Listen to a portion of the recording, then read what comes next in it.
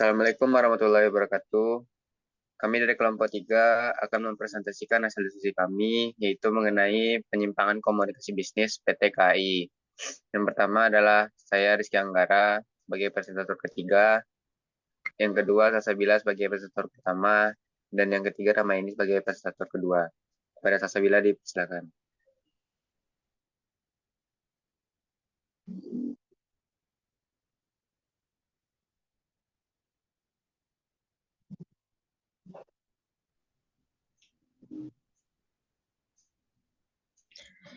Yang pertama yaitu kasus penyimpangan komunikasi bisnis PT KAI.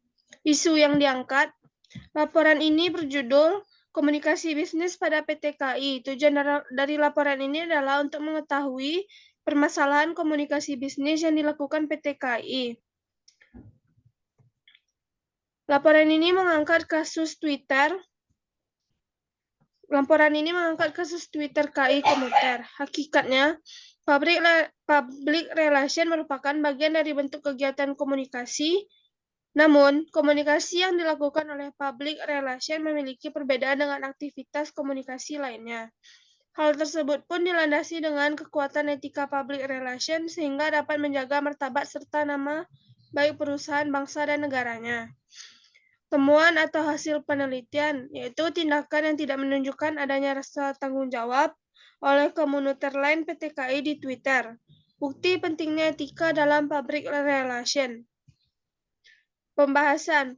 Pada Juni 2021, media sosial sedang diramaikan dengan kasus public relation yang menangani Twitter KAI komuter lain membalas laporan pelecehan seksual pada kalayaknya dengan tidak beretika. Tanggapan yang diberikan tidak memperhatikan adanya hak-hak pihak lain serta tidak menghormati pendapat dan martabat seseorang. Bahkan tidak memperhatikan harga diri seseorang di depan khalayak umum.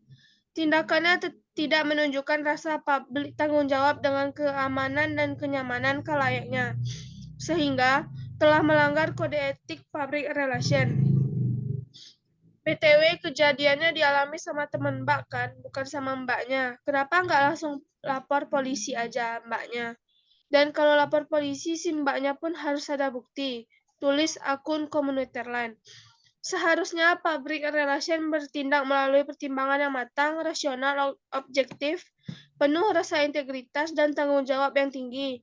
Dengan sikap yang dilihatkan oleh akun Twitter komuter lain, PT KAI ini jelas memberikan kesan yang buruk bagi khalayak ramai dan citra yang buruk bagi perusahaan.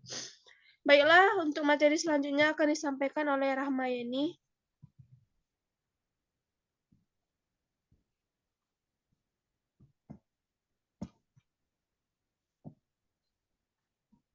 Selanjutnya yaitu teori yang terkait dengan kasus ini.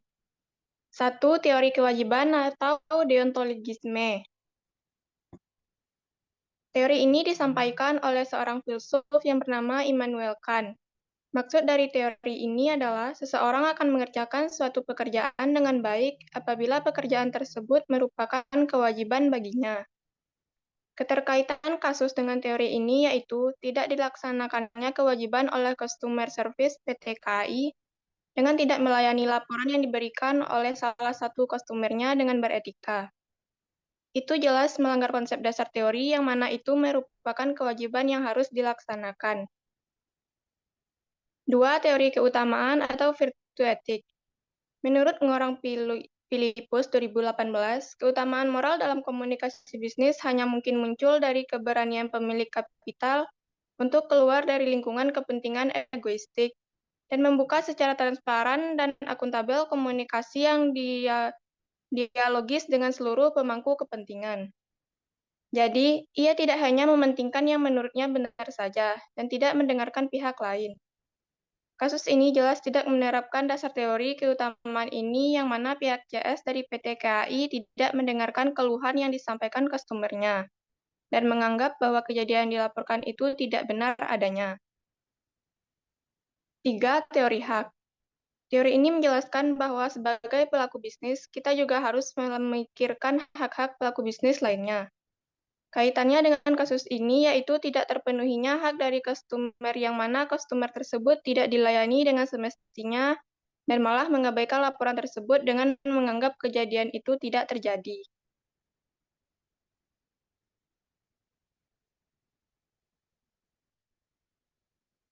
Selanjutnya, bagian penutup, kesimpulannya adalah public relation merupakan salah satu bagian atau bentuk dari kegiatan komunikasi. Seorang public relation harus bertindak melalui pertimbangan yang matang, rasional, objektif, penuh integritas, dan tanggung jawab yang tinggi. Jika tidak, konsekuensinya adalah dapat menciptakan berita yang tidak terkontrol dan sensasional, sehingga dapat merugikan citra baik bagi perusahaannya.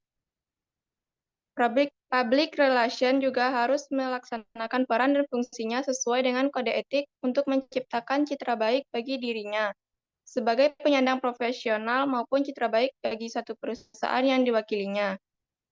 Saran untuk masalah ini ialah sebaiknya dari pihak perusahaan harus lebih memperhatikan tindakan setiap karyawannya, agar tidak terjadi hal yang tidak diinginkan seperti kasus di atas, dan membuat evaluasi tentang kasus yang telah terjadi agar hal yang sama tidak terulang kembali.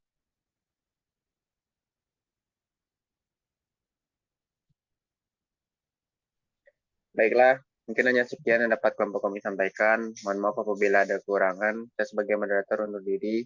Wassalamualaikum warahmatullahi wabarakatuh.